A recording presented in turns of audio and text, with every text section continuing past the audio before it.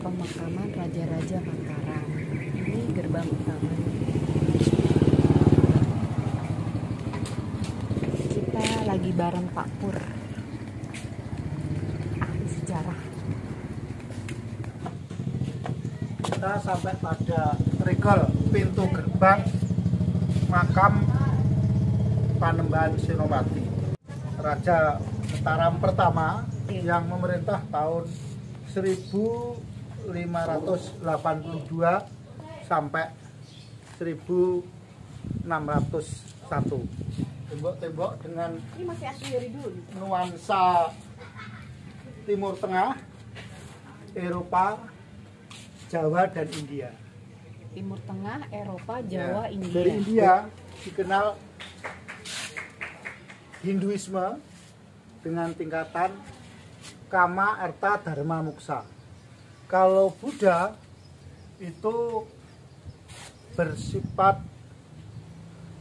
tingkatannya Kama Dhatu, Rupa Dhatu, Arupa Dhatu, Nirwana. Lantas dengan Timur Tengah Islam itu dikenal syariat, tarekat, hakikat, makrifat. Di Jawa sembah raga, sembah cipta, sembah jiwa, sembah rasa. Ini ada unsur Buddha. Ada 4 tingkatan itu, Kama Dhatu, Rupa Dhatu, Arupa Dhatu, Nirwana. Terus ada unsur Hindu, Cingkara Bolo, Bolo Poto, untuk menghiasi lingkungan masjid. Masjid Agung Mataram. Masjid Cipta Mulya yang dibangun oleh Sinuwun Pakubuwana ke-10 ini. Oh iya, ada tulisannya Pakubuwana 10 baru Jadi milik perhatiin ya. Surakarta. Iya, baru perhatiin ya. Ya, yang bangun ini adalah Raja-Raja Pakubuwana 10. Surakarta direhab oleh Pakubuwana 10. Oh, jadi sebelum-sebelumnya udah. Tahun 1926 itu. Satu Masehi, satu lagi tahun Jawa. Nusantara itu memang dibangun dengan gaya Timur Tengah, Islam, India, Hindu, Buddha, Eropa dengan tokohnya peradaban Yunani Romawi, disatukan untuk Jawa. Maka Jawa digowo, Jawa digowo, Arab digarap. Perpaduan yang indah. Itu Nusantara sebenarnya. Jawa digowo, Arab digarap. Oke. B10 dari Jogja punya permaisuri istri, namanya Ratu Mas, itu putra Solo. putrinya Bejuyo, ya, jadi ya. mantunya. Oh, jadi Solo juga, Jogja juga beliau. Ada 2 permaisuri dari Mangkunegaran dan dari Kesultanan.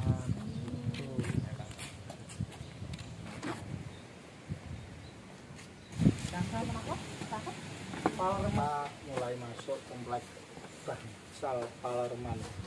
Kata lerem berarti istirahat atau transit.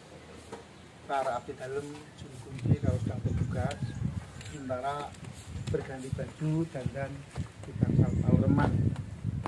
Supaya kalau masuk makam dengan tata busana yang rapi, seger dan tertata.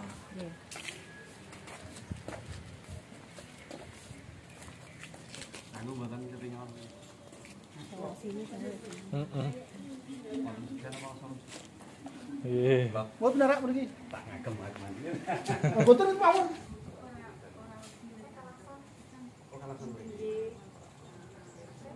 Mas Ngabei Hendri Wisastro. Mas Lurah. Mas Lurah. Lurah. Pangkatnya Lurah. Lurah dalam. Mas Lurah. Terbagi 2, bagian abdi dalem yang ngurusi Makam Kota Gede.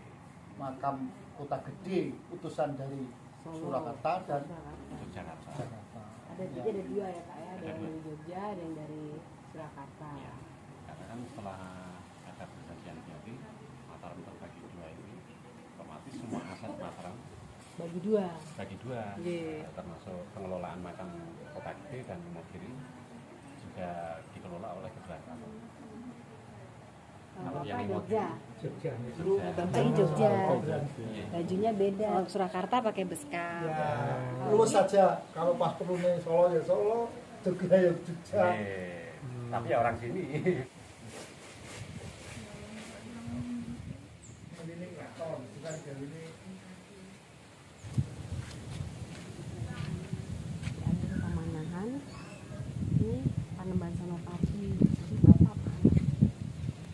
Ini tadi kita udah di dalamnya ya, di dalam komplek makamnya. Tapi ini masih apa tuh, tempat transit ya Pak ya? Kalau buat ganti baju nih, kalau makamnya di dalam situ harus dengan baju khusus, nggak boleh pakai alas kaki masuk ke situ. Di situ yang utama adalah Sarean Panembahan Senopati ya, Pati dan Prabu Anyokrowati. putranya, sama para permaisurinya aja Pak. Panembahan Senopati gimana tuh Pak ceritanya? Putra Ki Ageng Pemanahan dengan Roro Sabina. Seperti yang ada di foto ya, beliau yang Panembahan Senopati yang sebelah kanan, ayahnya sebelah kiri. Pemanahan punya istri Roro Sabina, adiknya Juru Mertani, masih sepupu. Berhubung sejak kecil ikut Joko Tingkir atau Sultan Hadiwijoyo, maka mendapat gelar Danang Sutowijoyo, artinya anaknya Sutowijoyo, anak angkat lah Raja Padang. Setelah Batas Pentaok menjadi nama Mataram atau Ngeksi Gondo. Ngeksi Gondo. Ngeksi Gondo, Ngeksi itu artinya melihat, yang melihat adalah mata. Gondo itu arum, moto arum, Mataram. Mataram tuh Moto Arum. Moto arum. Jadi, Itu tepatnya di mana itu kerajaannya pertama itu? itu di Kota Gede sebagai ibu kota tahun 1582 sampai 1601. Rajanya Panembahan Senopati dan dilanjutkan putranya Prabu Hadi Nyokrowati. Itu tahun 1601 sampai 613. Ibu kotanya di Kota Gede. Kota Gede. Tapi sisanya udah nggak ada ya Pak ya, sisa kerajaannya ya. Hanya makam ini aja kita bisa lihat. Dulu istana terbuat dari kayu. Pindahlah ke Kerto zaman Sultan Agung 1613 sampai 1645. Dari Kerto pindah ke Pleret 1645 sampai 1677 zaman Sinuwun Amangkurat Agung yang Sumardi Tegal. Sini ada dua raja Panembahan Senopati. dan Prabu Nyokrowati, namun juga ada makam lingsiran atau landaan. Jadi Joko Tingkir itu makamnya di Buto, dilandak oleh Panembahan Senopati, dipindah ke sini Tanahnya di atas. Ya kok makamnya, itu jasadnya, Maksudnya jasadnya enggak, bukan jasadnya kan? jasadnya dipindah lewat tanah itu, ngerong itu diambil Wih. biar tidak menimbulkan gaduh. Makanya situ karena dianggap tua, sesepuh kerajaan Mataram.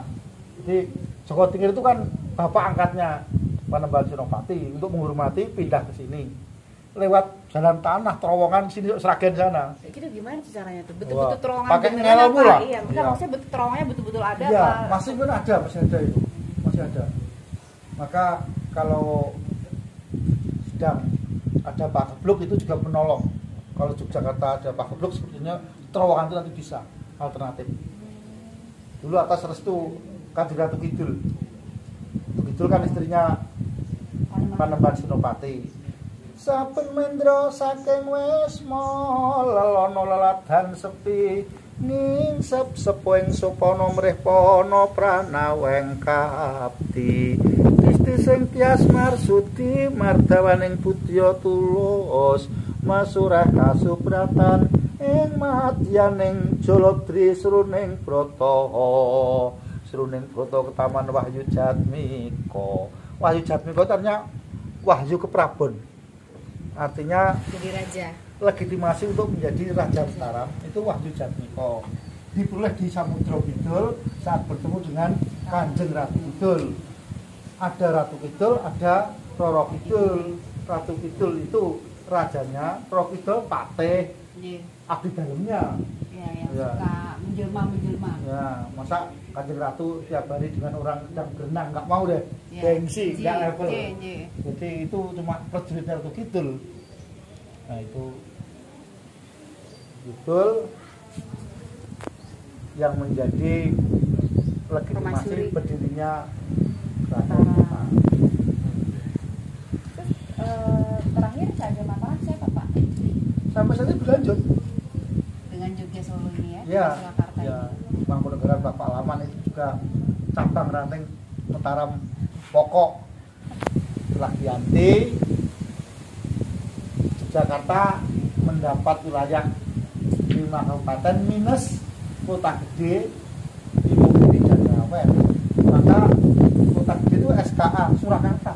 Kalau beliau Imogiri SKA. ceritanya gimana tuh Pak? Bisa cerita nggak cara pemerintahnya atau gimana gitu, ada nggak literatur mengenai beliau? Banyak. Gimana ceritanya? Bisa diceritain nggak? Jadi raja yang baik itu harus cegah dahar lawan guling. Cegah? Dahar lawan guling. Apa tuh? Harus mencegah namanya hedonisme.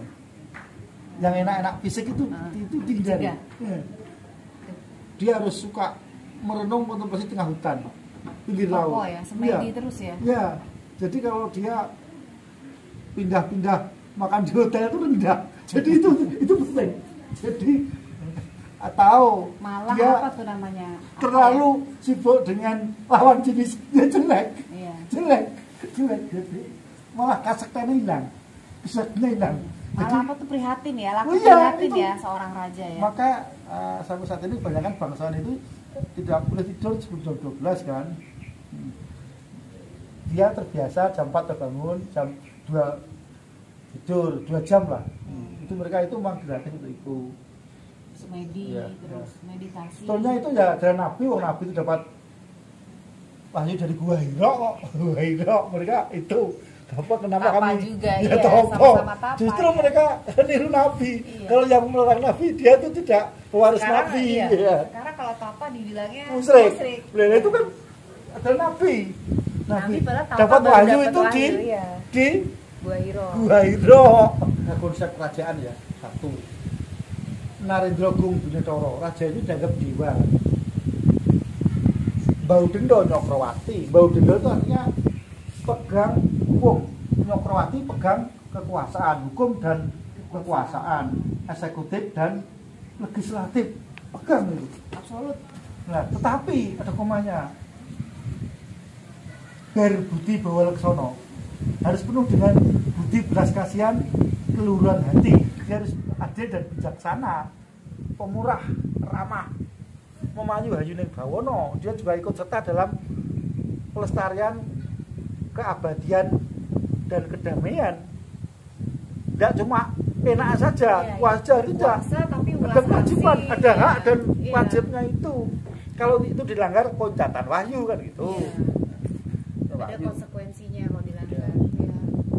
Itu di tingkat makro. Yang mikro ya itu ada tata kota, alun-alun, masjid, pasar dan pendopo. Itu ciri-ciri kota Jawa kan 4. Ada pasarnya, ada alun-alunnya, ada masjidnya, ada kantornya. Kantor itu priayi. Kalau sudah jadi priayi jangan harap kaya, susah. Kalau ingin kaya di pasar, ada uang. Iya, iya. Iya. Kalau itu malah pengabdian ya, Pak ya? Di situ harus mesu budi namanya. Mesu budi. Apa Mesu tuh? budi itu secukupnya. Jaga wibawa. Jam 7 masuk kantor, pulang jam 4. Uang dari mana? Mulai main mata di orang pasar namanya kolusi kan gitu. Pengadaan barang. itu penyakit. Iya. Sudah kayak gitu lah. Kalau sudah masuk ke situ pasti hilang wibawa. Dia mau dusta. Mau dusta lewat kwitansi. Iya. Ya. Lewat tangan kedua lewat ponakannya suruh buat CP angin ribet markup dikit. Iya, ya mulai sedikit jadi bukit kan, karena ibarat ngerokok itu ketagihan, kok enak, terus mulai pemurahan, nyumbang masjid, uang nyolong itu untuk masjid dan untuk umroh aja rokok itu. Nah ini terus itu yang menjadi tata kota. Terus kalau jadi rakyat yang bebas senang di alun-alun. Coba orang itu orang jelata, jarang priayi, jarang nggak mau. Di situ orang yang enak jualan, makan sewaktu-waktu karo anake ponakane. Ya toh, gari-gari pegale. Di alun-alun itu nggak ada derajat, itu nggak ada tingkatan, bebas. Tapi jangan harap dan kehormatan. Dunia bebas enak kok, enak. Sekaligus egois juga di alun-alun itu. Lalu kalau ingin bertakwa di masjid, juga bisa kaya juga di situ sebenarnya, tentram, dikir saja. Dikir berdoa. Ya, jangan di alun-alun, nggak enak, nanti bertentangan juga. Anda orang alun di masjid itu berbeda itu. Orang dulan-dulan dengan orang meditasi. Nah, itu tata kota. Antar kota mesti 30 kilo sejauh udah jalan. Itu konsep kota. Kilo ada kota baru atau ada apa? Pusat kota. Pusat kota. Jogja Klaten 30 kilo. Klaten Solo 30 kilo. Terus sampai Sragen 30 kilo. Itu udah dibuat dari itu Jawa ya? Tengah, Jawa Timur. Enggak, maksudnya zaman beliau ini Panembahan Senopati. Iya. Dirintis. Kalau pasar 5 kilo. 5 kilo pasar. Iya, 5 kilo. Jawa itu 5 kilo. Ya, 5 kilo ada pasar. Beda dengan Indomaret kan. Dan Alfamart. Indomaret Itu berapa ya? 500 meter. Itu seenaknya. Sekarang itu yang penting laku, bahwa temannya mati gak peduli. Iya. Itu Indomaret ngalahkan VOC dan kita adalah korbannya.